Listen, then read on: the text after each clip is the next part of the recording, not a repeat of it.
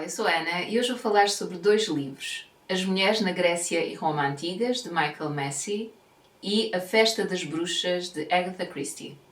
Eu vou colocar marcadores lá em baixo para verem aquele que vos interessa, se vos interessar algum, e vou começar pelo livro mais pequenino, que é este que está aqui, que é As Mulheres na Grécia e Roma Antigas, de Michael Massie. Então, eu tive muita dificuldade em descobrir quem é este Michael Massie. A sério, na internet não encontrei quase nada. A única coisa que eu sei é que foi um professor de estudos clássicos, civilizações antigas, Grécia e Roma Antigas, escreveu alguns livros sobre o assunto. E este livro é da Cambridge University Press. A Cambridge, originalmente, não este aqui, mas originalmente a primeira edição é da Cambridge, portanto, que é uma universidade conceituada em Inglaterra. Portanto, eu presumo que ele tenha sido professor lá.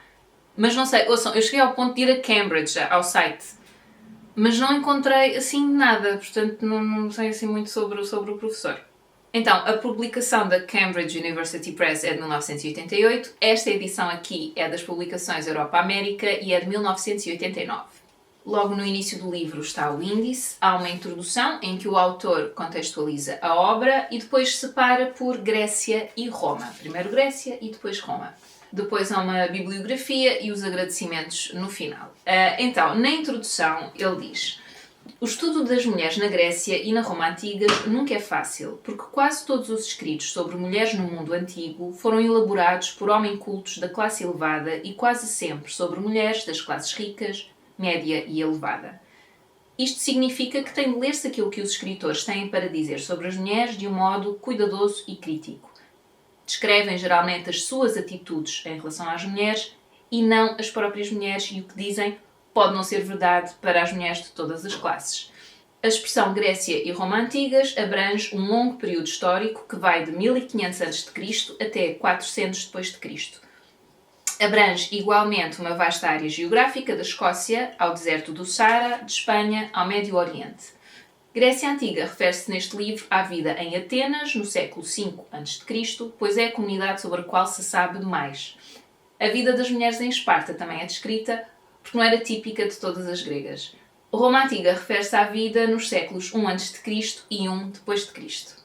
As citações de escritores clássicos datam principalmente dos períodos acima descritos, mas há alguns de épocas anteriores ou posteriores. Isto torna-se necessário para acrescentar pormenores de outra forma ausentes. Pronto, enfim, e não vou ler mais, porque não daqui a nada estou a ler a introdução toda. E o livro é um livro que se lê muito bem, tem assim algumas imagens a preto e branco. Por exemplo, como esta aqui, que eu nem vi qual era, dançarinas numa pintura mural. Uma mãe recebendo o seu bebê de uma serviçal. Aqui também é, deixa eu ver se ele foca. Portanto, tem assim algumas imagens ao longo do livro. Aqui outra também. Esta é o quê? Cena amorosa num vaso. Pronto. Então, eu gostei muito deste livro. Eu já não me lembro onde é que comprei o livro. Deve ter sido numa lojinha em segunda mão, de livros em segunda mão. Quase de certeza, não tenho a certeza absoluta, mas quase de certeza foi quando dei umas oficinas em Coimbra e descobri que eles têm lá uma data de alfarrabistas. E todos na zona onde eu fui dar as oficinas, então juntou-se o útil ao agradável, e eu acho que deve ter sido lá. Acho, mas não tenho a certeza, porque lá está, porque eu não aponto nos meus livros, é uma chatice todo, também devia fazer isso. Mas enfim, avançando. Então, este livro esteve esquecido dentro do armário há imenso tempo. Basicamente, quando eu termino de ler um livro, vou tirando apontamentos enquanto eu estou a ler e tal, e depois coloco ali dentro de um armário, que é para depois falar sobre ele aqui no canal. O que acontece? Isto é tão pequenino que eu, em arrumações, empurrei-o lá para dentro, porque o armário é um pouco fundo, e já não me lembrava dele, esqueci-me dele. E tive em arrumações a semana que passou e encontrei-o novamente, pronto, tinha cá alguns apontamentos e eu pensei, olha, eu vou falar sobre ele. Já tinha este, da Agatha Christie, para falar, mas pensei, vou falar sobre este também, ele é pequenino, despacha-se num instante, acho eu. Porque, enfim, eu divago, mas vou tentar cingir-me ao que tenho aqui apontado, não tudo, porque ainda são alguns, mas pronto. O facto de ele estar dividido por Grécia e Roma também torna a sua leitura muito fluida. Portanto, Grécia, ele começa por falar do estatuto das mulheres, filhas, esposas, mães, isto são tudo capítulos. Filhas, esposas, mães, amas, escravas, vida pública, trabalho, entretenimento, religião, as mulheres em Esparta, imagem e realidade, e depois fala de Homero, drama e pinturas em vasos. No capítulo da Roma fala de... Há uma pequena introdução também, e depois filhas, esposas, mães, amantes, prostitutas e concubinas, esposas, mães e filhas imperiais, religião, religiões, mistérios e cultos estranhos, exploração e depois imagem e realidade. Depois ele fala de alguns autores, portanto, como na Grécia Antiga, Homero, pintura, etc. Portanto, da representação na arte. Então, começando aqui no capítulo de Roma, logo na página 17, ele começa por dizer que, logo na página 17, e estamos na parte do Estatuto das Mulheres, ele diz: fosse qual fosse o grupo a que pertencessem, as mulheres, todas tinham uma coisa em comum: não tinham direitos políticos de qualquer espécie. Eram controladas pelos homens em todas as fases da sua vida, portanto, começando pelo pai, depois um marido ou até um irmão, se não se casassem, mas eram sempre, enfim, passadas de homem para homem, no fundo. Depois faz a distinção entre filhos e filhas.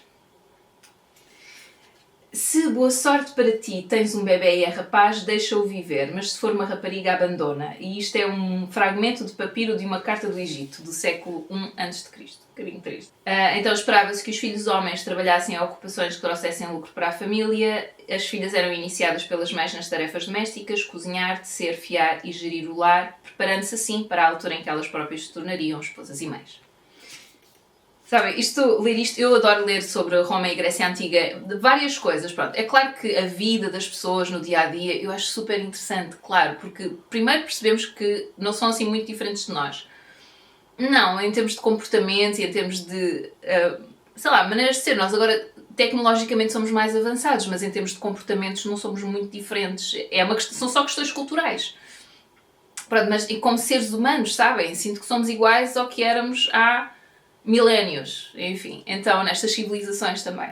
Então acho muito interessante ler sobre a vida que tinham, não é? Pronto, aqui em particular sobre a vida que as mulheres tinham, claro, interessa-me muito porque sou mulher e porque vejo aqui muita coisa repetida, ou que se mantém igual, ou pelo menos muito parecida. Enfim, depois não herdávamos, homossexualidade perfeitamente aceitável para os homens, página 26, isso acho muito interessante. Diz assim: se das mulheres se esperava que se mantivessem fiéis aos maridos, destes não se esperava que se mantivessem fiéis às esposas.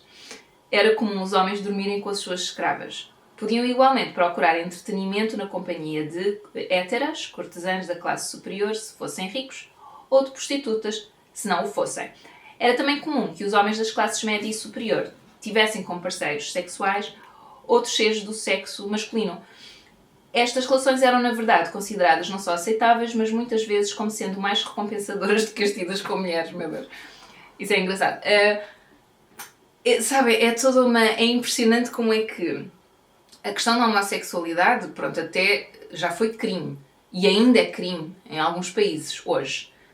Tipo, penas de morte para pessoas que se descubra que são homossexuais. Mas, nesta altura, ser perfeitamente aceitável, mas tipo, só para os homens, as mulheres tinham que estar confinadas ao seu espaço doméstico e ali manterem-se fiéis, é impressionante, isso é muito impressionante, enfim. Pronto, havia desigualdade salarial, eu presumo que aqui já se esteja a falar de classes mais baixas, não é? Porque as mais ricas não tinham que trabalhar.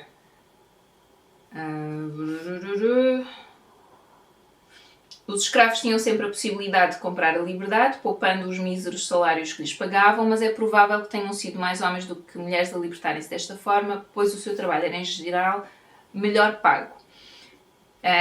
As escravas permaneciam certamente com os donos para serem exploradas até que a idade e a morte as levassem. É assim, sendo que ainda existe desigualdade salarial hoje, aqui no Ocidente, isto não me admira nada, só que depois ele, como diz aqui provavelmente, certamente, nada disto é muito claro para mim, mas é isso, tendo em conta a posição muito definitivo. Mas tendo em conta a posição que nós ocupávamos naquela altura, não me admiraria se assim fosse de facto, mesmo concretamente. Depois ele fala aqui, eu não vou falar de tudo, mas da duplicidade da moral grega. Deixa eu ver, eu não posso ler todos estes apontamentozinhos, Jana, tens que ser seletiva.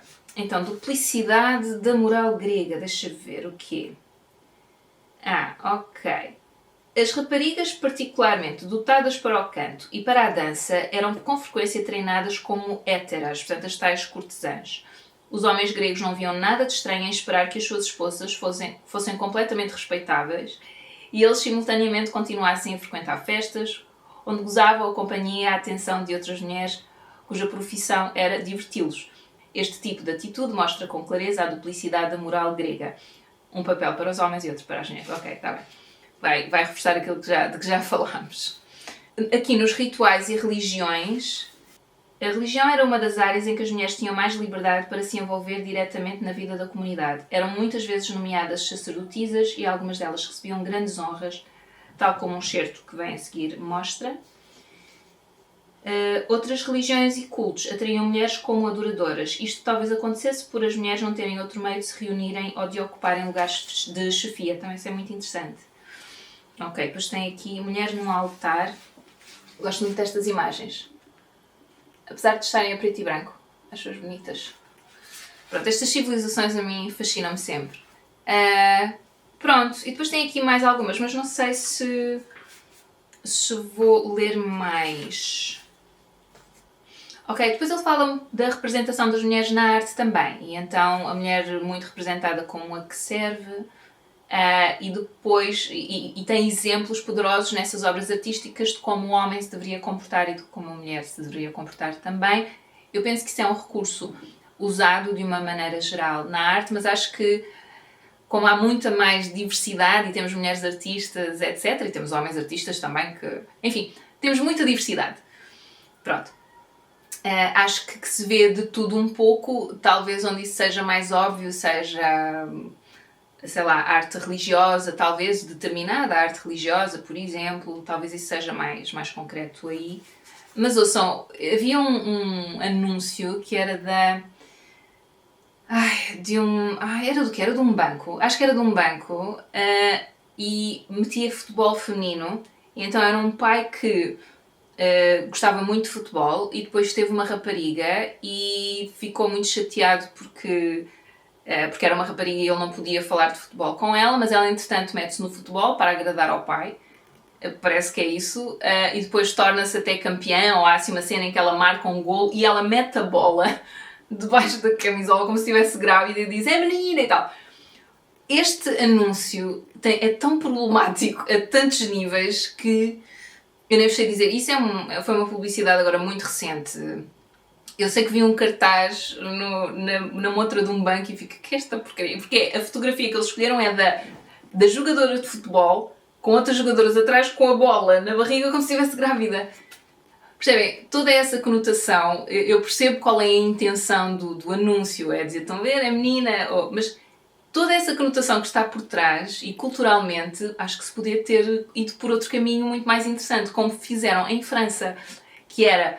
Eles pegaram num jogo de mulheres, de futebol feminino, e fizeram uma edição com inteligência artificial e colocaram cabeças de homens. Fizeram assim uma alteração com a inteligência artificial e mostraram a vários homens que acharam aquilo espetacular, ou já não sei, homens e mulheres. Já não sei, mas o anúncio é que depois eles tiram e mostram que aquilo são mulheres a jogar, ou seja, no fundo é dizer que é igual, jogam... É igual, a emoção está lá, é a mesma entrega, é o mesmo jogo, Pronto, e isso pareceu-me muito mais interessante, uma abordagem muito mais interessante do que esta, porque é esquisito. Primeiro quer agradar ao pai, depois finge que está grávida, só pronto, enfim, eu percebo a mensagem, mas com toda a conotação que existe, amigos, vamos ser um bocadinho mais criativos, melhor criativos, enfim. Portanto, isto tudo para dizer que essas coisas ainda estão um bocado subentendidas, essas mensagens, enfim. Ele diz aqui a dada altura, na página 42, eu acho engraçado, esta leitura é uma leitura muito leve, eu presumo que neste momento só se consiga encontrar em segunda mão, presumo eu. Mas achei uma leitura muito leve e depois achei engraçado também, porque de vez em quando há uma consideração ou outra do próprio autor. E ele diz aqui a dada altura, era costume, e ainda é, entre parênteses, os homens troçarem das atividades desempenhadas por elementos do sexo feminino, especialmente quando não sabiam nada acerca delas. Era uma forma de tentarem reduzir a importância e influência das mulheres. Enfim. Depois, é isso, acho que posso passar para Roma, não é? Que vai ser um bocado repetitivo, pessoal, porque em Roma as coisas não mudaram assim muito, não é? Então, o que é que eu apontei aqui? Apesar de serem romanas livres, entre aspas, não eram propriamente livres. Página 62. As romanas livres nunca conseguiam esquecer que eram sempre consideradas como sendo mulher, mãe ou filha de algum homem e não como seres individuais com direitos próprios. Ele diz aqui, então, na página 62, quando morreu, isto é um excerto, não é? Quando morreu foi erigida uma estátua em sua honra, em honra de Cornélia, que era recordada por todos como o ideal da maternidade em Roma. Filha de um herói romano, Ciprião Africano, esposa de um aristocrata romano, Tibério Semprónio Graco, e mãe dos irmãos Gracos, Tibério e Gaio, que tentaram defender os direitos do povo romano, das classes inferiores, contra a aristocracia de Roma, no fim do século II a.C. Muito bem. Quando morreu, foi erigida uma estátua em sua honra, na qual se lia Cornélia, filha de Africano, mãe dos Gracos. Pode ter sido famosa, mas devido às suas relações com os homens da família, como filha, esposa e mãe, e não por aquilo que obteve por si própria. No ano 14 d.C., o imperador Augusto proferiu no seu leito de morte as seguintes palavras, dirigindo-se a Lívia, sua esposa. Lembra-te sempre de quem foste mulher. As romanas livres nunca conseguiam esquecer que eram sempre consideradas como sendo mulher, mãe ou filha de algum homem e não como seres individuais com direitos próprios. Pronto. Porque às vezes nós também romantizamos um bocado estas eras, não é? Mas para nós mulheres as coisas eram, bom, pelo menos eram piores do que são agora. Podemos votar e podemos ser políticas e podemos estar ali no Parlamento se quisermos, enquanto que aqui Roma não. E depois, algumas raparigas eram educadas e amadas pelos seus pais. Ai, que engraçado. Deixa eu ver. 65. Uma coisa positiva. Vamos lá. Muitos romanos tinham, obviamente, as suas filhas em alta estima e, tal como esta carta atesta, algumas raparigas das classes mais elevadas, pronto, pelo menos essas, recebiam uma educação apropriada. E depois ele diz, é uma carta do Plínio. Estou abalado com as notícias que te mando nesta carta. A filha mais nova do nosso amigo Fundânio morreu. Nunca veremos uma moça mais brilhante ou simpática que ela. Uma vida muito longa, a imortalidade talvez deveria ter sido dela. Mal tinha 13 anos, possuía, porém, a sensatez de uma velha e a maturidade de uma pessoa de meia-idade, aliadas à doçura e modéstia da juventude. Gostava muito das amas, servas e professores. Estudava muito e divertia-se de forma moderada. Estava já noiva de um distinto homem, de um distinto jovem, e o dia do casamento já fora marcado. Ok. Sabem que eu depois li também, entretanto, que as mulheres das classes abastadas que eram... eu acho que não foi neste livro, agora não sei onde é que foi. Que as mulheres de classes abastadas... foi quando estava a estudar sobre a Hipátia. Elas eram, portanto, eram educadas, muitas delas, para poderem receber bem os amigos do marido, quando faziam festas lá em casa, e não sei o quê, também não podiam ser completamente... Não conseguirem falar de nada, não é? Portanto, elas eram educadas, mas eram educadas até se casarem. A partir do momento em que se casavam, deixavam, quer dizer, não prosseguiam esses estudos académicos. E enquanto que uma rapariga se casava, por exemplo, por volta dos 15, assim em média, um homem casava-se por volta dos 30, em média. Portanto, prosseguia o estudo académico até se casar, então existia depois também essa disparidade muito grande. Enfim, depois, continuando aqui, depois também há aqui a questão do casamento como meio de transmitir propriedade e riqueza. Página 68, isso é uma coisa que se fez durante muito tempo.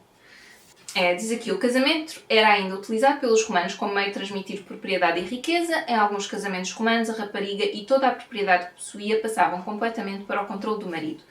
Isto acontecia porque os homens romanos acreditavam que as mulheres necessitavam da experiência e autoridade masculinas para cuidarem delas e dos seus interesses. Isto significava, na realidade, que uma rapariga romana passava do seu papel de filha na família do pai para o de esposa-filha na família do marido. No início do século I d.C. foram promulgadas leis para libertar as mulheres deste tipo de proteção e gradualmente aumentar os seus direitos e responsabilidades. As mulheres começaram a tomar decisões importantes sem consultar o seu guardião masculino. O seu grau de liberdade dependia do número de filhos que tinha.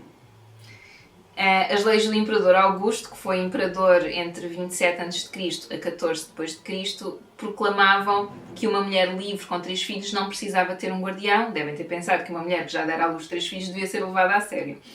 Augusto encorajava o aumento da taxa de natalidade e prontificava-se a recompensar as mulheres com famílias numerosas. Pronto, enfim, tinha que existir uma condição qualquer, óbvio. Depois tenho aqui, página 75, que é a última coisa que assinalei, que apontei. Ser mãe era difícil e perigoso para as mulheres romanas. Tudo o que podiam esperar no fim era o louvor do marido, tal como se viu na pedra tumular de Cláudia, citada antes. Era de acordo com este ideal maternal que as mulheres se deviam modelar e comportar. Se uma mulher demonstrasse grandes ambições ou inteligência, os homens olhá-la iam provavelmente com desconfiança e fariam tudo para difamar o seu caráter. Pedra tumular de Cláudia, deixa ver. Vou ler então a tal pedra tumular referente a esta Cláudia de que o autor fala no livro. Amigo, as minhas palavras são poucas, para e lês. Esta é a feia campa de uma bela mulher. Os pais chamaram-lhe Cláudia. Amou profundamente o marido. Deu à luz 2 filhos. Um morreu, o outro sobreviveu. Conversava de uma forma agradável e movia-se graciosamente. Cuidava da casa e tecia a lã. Acabei. Prossegue o teu caminho. Pronto, tudo bem. Okay. Bom, enfim, olha só, eu gostei muito de ler o livro. Achei uma leitura muito interessante. Veio reforçar muitas ideias que eu já tinha. Que há muitas ideias sobre como se deve comportar a mulher que tem milénios de história, não é? Que são muito antigas. Então, é isso. E depois gosto de ver as imagens e as citações. É muito interessante. Estas civilizações, de facto, são fascinantes. Sabemos agora que havia muito mais cor nestas cidades, não é? Os templos, as estátuas eram pintadas, elas...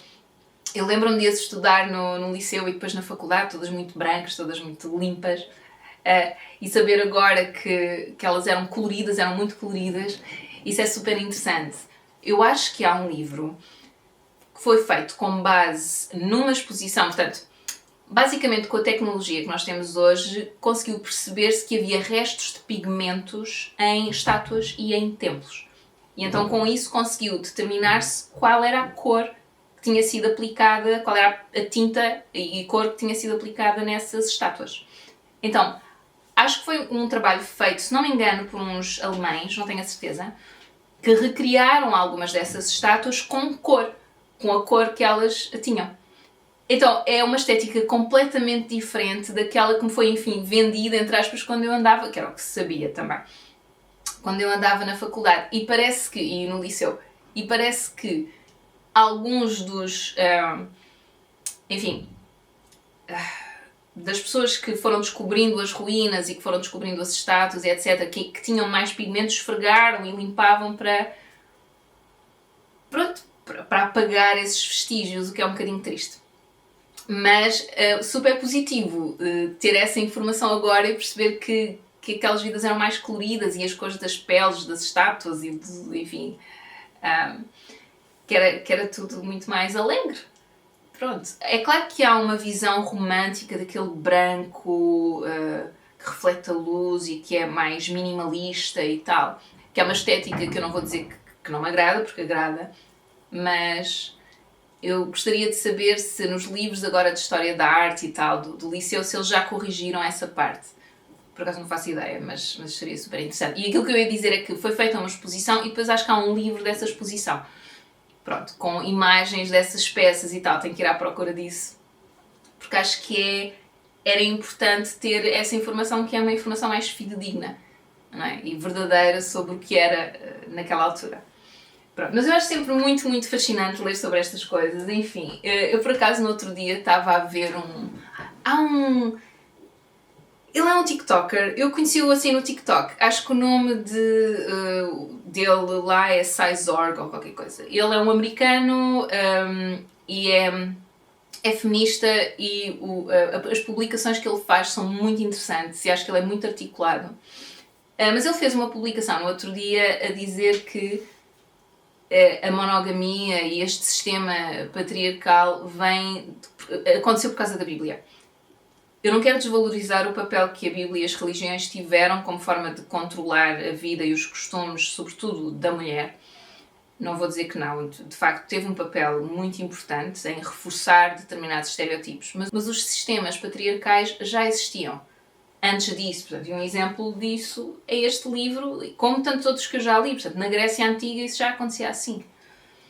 Percebem? Portanto, já havia esse controlo sobre o corpo e a vida da mulher, e penso que isso virá até desde a agricultura, desde que há povos sedentários, foi aí que começou essa sensação, ou essa sensação não, essa noção de propriedade e da mulher como propriedade e como quem dá descendência tem que ser, é só minha, que é para eu saber que os descendentes são meus, etc. Portanto, não é uma coisa que tenha vindo com a Bíblia ou com as religiões. Acho que muitas delas reforçaram isso, incluindo a Bíblia, até sobretudo provavelmente pela forma como tem vindo a ser interpretada ao longo dos tempos. E depois, entretanto, como eu vou lendo sobre isso e sobre a Bíblia, tenho muito interesse, já percebi, por outro lado, que há traduções que foram feitas para reforçar mais ainda esse papel da mulher e esse lugar que a mulher deve ocupar, e coisas que foram omitidas da Bíblia, como não, esta mulher aqui tem muita liberdade, está demasiado, enfim, é demasiado autónoma e tal, ou seja, desde supressão, alterações, etc, para passar aquela ideia que não, a mulher tem que ser submissa, tem que servir, etc. É um bocadinho triste, na verdade, mas enfim.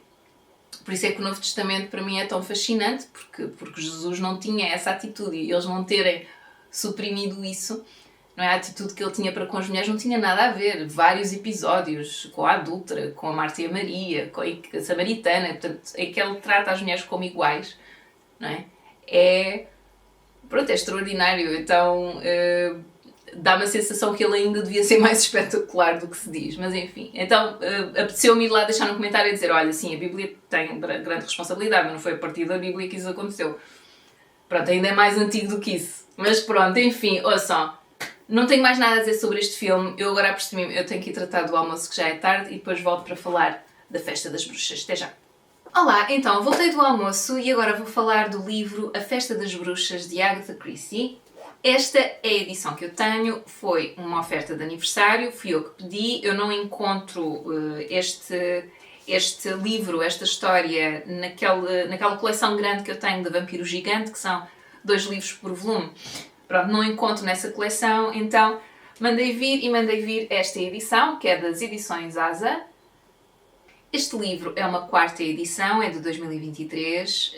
O livro foi publicado originalmente em 1969 e o título original é Halloween Party, portanto está bastante próximo desta tradução. Esta edição em particular vem com um marcador que tem os títulos desta coleção, portanto são tudo histórias de Agatha Christie. Eu vou começar por dizer uma coisa, pessoal. Eu não gostei nada desta tradução. Achei muito pobrezinha, havia palavras que se repetiam, havia frases, sei lá, esquisitas, assim um bocado complicadas desnecessariamente e não de uma forma erudita, ok? Nada disso, pelo menos foi isso que eu senti. Portanto, eu não gostei desta edição. Eu até fiz uma coisa que fui ver se o livro estava disponível online em inglês. Descobri num site que é o Internet Archive, que é um arquivo, é uma base de dados muito fixe para livros que já estejam em domínio público. Muitos deles até dá para descarregar em PDF. Não encontrei para descarregar, encontrei para alugar e ainda tentei ler dessa forma, mas eu de facto, para ler à noite num tablet, eu não gosto. Tem que ser Estava a gostar mais de ler em inglês, mas não gosto de ler nos aparelhos eletrónicos, sobretudo à noite, que é uma coisa assim mais para descontrair. É esquisito estar com um tablet. Pode ser falta de hábito, pronto, mas de facto não gostei e então escolhi acabar de ler nesta edição, mas não gostei mesmo da tradução, fica a nota. Então, passando para a história, a ação desta história passa-se em Woodley Common, que é descrita como uma pequena vila residencial perto de Londres, e nós estamos em casa da Rowena Drake, que é uma mulher muito eficiente, é-nos apresentada como relativamente jovem, talvez ali. Por acaso eu não sei se a Agatha Christie nos dá a idade dela, mas eu diria mais entre os 30 e os 40, é viúva, tem uma casa que lhe ficou de herança, da tia do marido, e está a acolher uma festa do Dia das Bruxas para as crianças ali da região. Não são muitas crianças, vamos lá, portanto ali da vila, crianças ali da vila. E está lá Ariadne Oliver também. Ariadne Oliver é uma personagem recorrente dos policiais da Agatha Christie. Há quem diga que ela é bastante inspirada na própria Agatha Christie. A personagem é uma escritora de policiais também nos livros dela. Nos livros da Agatha Christie, desculpem. Então, a Ariadne Oliver está a passar uma temporada em Woodley Common com uma amiga recente, a Judith Butler. Pronto, não se conhecem muito bem, mas simpatizam uma com a outra, e a Ariadne Oliver foi lá passar uma temporada. Ela já é uma escritora conhecida, não é? Então há muita gente que a reconhece e tal, mesmo alguns dos miúdos. E há uma das miúdas que vai ter com ela e começa a meter conversa com ela, que é uma Joyce Reynolds. Se eu não me engano, ela teria uns 11, 12 anos. 12, talvez mais 12, 13, seria mais por aí. E está a conversar com a Ariadne Oliver e a dada altura diz-lhe que já assistiu a um assassinato. Que era muito nova, que não sabia bem o que é que estava a ver e tal, mas que agora percebia que tinha visto um assassinato. E aquilo gerou, assim, algum tumulto, as pessoas a não acreditarem na Joyce, já não, deixa de dizer mentiras, anda lá e não sei o quê. A Joyce a ficar um bocado chateada, a Ariadne Oliver a desvalorizar também, do género, esta miúda está fascinada, ou está assim um bocado, enfim, gosta de ser o centro das atenções e está a inventar esta história, e a coisa ficou um bocado por ali. A verdade é que no final da festa, a Joyce Reynolds é encontrada afogada numa bacia de água que estava na biblioteca. Portanto, na casa da Rowena Drake existia uma série de jogos para as crianças brincarem. Na biblioteca era uma taça grande de água, ou uma terrina, ou não sei como é que se diz. Uma bacia muito grande com água e com umas maçãs, e o jogo era eles tentarem agarrar as maçãs com as mãos atrás das costas, não é? E tentarem agarrar com os dentes as maçãs, enfim. E a Joyce é encontrada sozinha na biblioteca, afogada nessa bacia. Ariadne Oliver liga ao Poirot, eles são amigos, ele está em Londres e liga-lhe muito alterada a pedir-lhe, por favor, que ajude a encontrar, porque ela está traumatizada com isto que aconteceu. Pronto. Há muitas peripécias, mas o Poirot decide ajudar, sim, ele fica intrigado e então vai até Woodley Common. Em Woodley Common está também um antigo comandante da polícia, não sei se ele era comandante, deixa-me só confirmar. É um antigo polícia, eu tenho aqui, desculpem, tenho as coisas apontadas aqui no computador. Superintendente, não sei se nós temos essa, eu estou a traduzir literalmente, mas era um antigo polícia com quem o Poirot se foi cruzando na sua carreira, que é o Spence. Ele está reformado e está a viver com a irmã em Woodley Common. Eles não são de lá, acho que a irmã já lá vivia há mais tempo e depois, entretanto, o irmão foi e vive com ela. E então o Poirot decide ir pedir-lhes ajuda, porque eles conhecem as pessoas ali da vila e poderão orientar e tal, para além de que depois o polícia tem também contactos e poderá mais facilmente ter contactos com a polícia ali da região. É claro que existem outras personagens, como por exemplo, da família da Joyce, a mãe da Joyce, mais dois irmãos, a Anne e o Leopold. A Anne mais velha, o Leopold mais novo, acho que vai aí 10, 11 anos.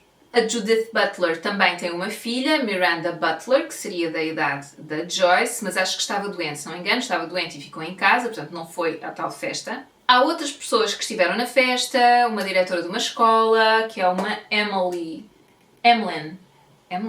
é isso? Sim, uma professora, Elizabeth Whittaker, portanto estavam lá nessa festa, assim como outras crianças, umas mais velhas do que outras, portanto estamos a falar de miúdos entre os, não sei, eu aprendo com estas coisas, mas então imaginem, 8, 9 até aos 16, 17, por aí. Então, Poirot decide primeiro perceber quem é que estava nessa festa, claro, que tipo de rapariga era a Joyce e a que assassinato é que ela teria assistido. Uma coisa em que quase toda a gente concorda é que a Joyce era um bocado mentirosa. Pronto, era uma criança que gostava muito de ter os olhos em si, que gostava muito de ser o centro das atenções e que então tinha alguma tendência para exagerar algumas histórias e tal, e depois era apanhada em falso. Então começa-se a colocar a questão, será que ela viu de facto um assassinato? Mas tendo em conta que ela foi ela mesma morta, se calhar sim. Mas pode ter sido quem a assassinou que entrou em pânico. Não sabemos. Mas pronto, tudo é uma possibilidade. E depois era, ok, então, mas se ela foi morta, tendo visto ou não tendo visto, é porque de facto aconteceu um assassinato. E então o Poirot vai remexer no passado e tentar perceber quem é que morreu de forma suspeita. E há algumas possibilidades. Pronto, há uma Llewellyn Smythe, uma senhora muito rica, a tal tia do marido da senhora Drake, o próprio marido da senhora Drake, que, para lá, não, ele estava doente, mas ele não teve um acidente. Mas é. Depois há um homem que é o... Já não me lembro, desculpem. Depois há um homem que é o Leslie Ferrier, que é assassinado, esfaqueado. E há um desaparecimento de uma Olga Seminoff, que era uma au pair, que eu... Como é que se diz? Au pair? É uma espécie de, enfim, dama de companhia, um bocado, da tal senhora Llewellyn Smythe, que era uma senhora, enfim, já entradota, já um bocado idosa. Portanto, isto são tudo mortes e desaparecimentos que podem querer dizer alguma coisa e estarem relacionados com este tal assassinato que terá acontecido.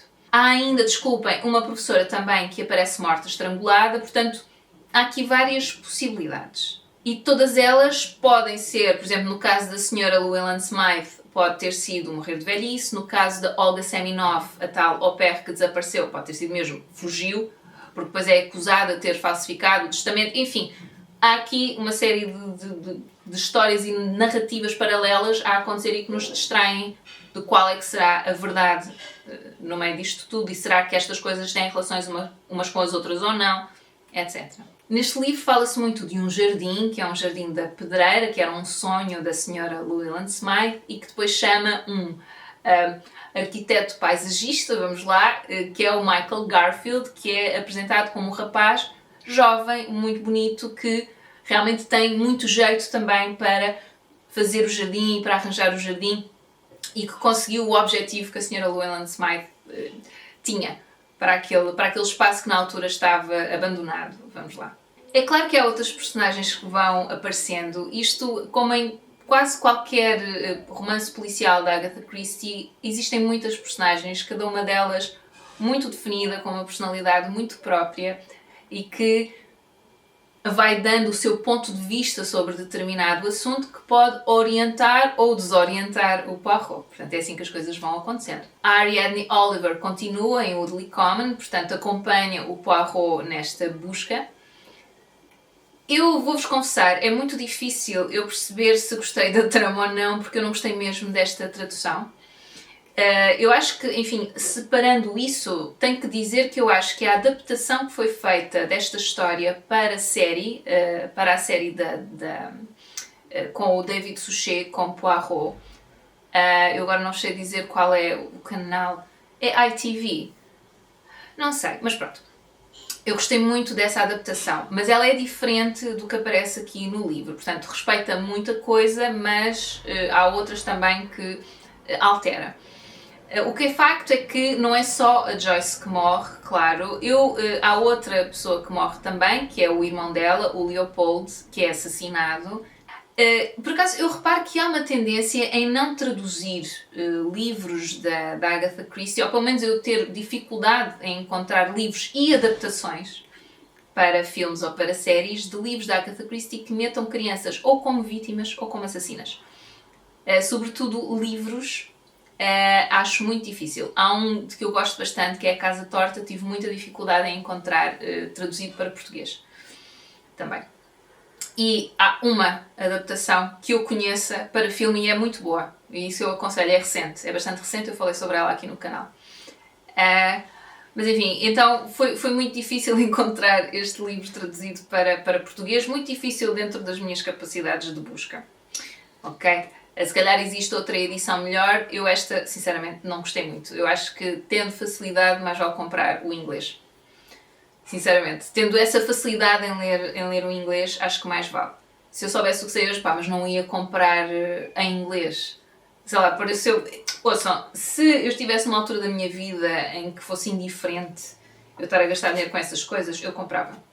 Sinceramente, mandava vir uma edição em inglês. Mas, como não estou, tenho que ter calma com a forma como gasto o meu dinheiro. Então, fiquei assim. Fiquei por este, mas... não fiquei fã. É assim, eu não li outros desta coleção, mas esta tradução eu não gostei. Então, custa-me depois dizer a trama em si O que é que eu achei? Porque achei um pouco confusa, não a trama, a forma como ela nos é descrita. Sinceramente.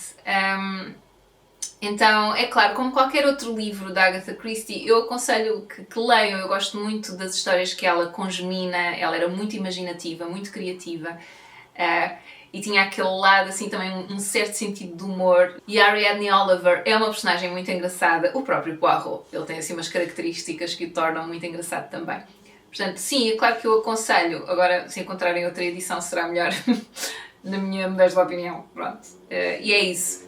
Não tenho muito mais a dizer. Eu sei que também foi feita uma adaptação pelo Kenneth Branagh, que eu também publiquei aqui no canal para cinema, uma adaptação para cinema, e eu não gostei. Também desvirtua completamente a história, portanto mantém muito poucas coisas da história original. Portanto, sinceramente, a minha favorita foi a tal que tem o David Suchet como Poirot e é para mim a melhor adaptação, e também se chama Halloween Party. Pronto, e gostei, e é isso, e gostei de algumas alterações que eles fizeram, eu achei que ficava melhor. Ficava melhor do que o livro. Não é que estou, mas nesse eu senti isso, enfim. É verdade, há outra coisa que eu me estava a esquecer, que é uma citação do livro que aparece na série também, e aparece neste livro, que é Old sins cast wide shadows. É wide ou long? Deixa-me só ver, desculpem lá. Long. Old sins cast long shadows. Portanto, pecados antigos lançam sombras bastante longas. Portanto, o que é que isto quer dizer? Que o passado tem consequências no presente, não é? E no futuro, em princípio. E é uma citação de que eu gosto muito. Acontece numa altura da história em que o Poirot ele está a investigar o passado para perceber o que é que a Joyce viu, e tem algumas pessoas a dizer-lhe: mas para quê? Para que olhar para o passado? Tipo, o que interessa é quem é que matou a Joyce agora. E ele tem esta citação de que eu gosto bastante, porque acho que é verdade em tanta coisa na nossa vida, não só old sins, mas outras coisas antigas que perduram e que nos influenciam depois no presente e no futuro também. Pronto, era isso. Acho que era só mais isso que eu queria partilhar. Já me estava a esquecer. Espero que vocês tenham gostado desta apreciação. Espero que estejam bem. E até à próxima. Tchau, tchau.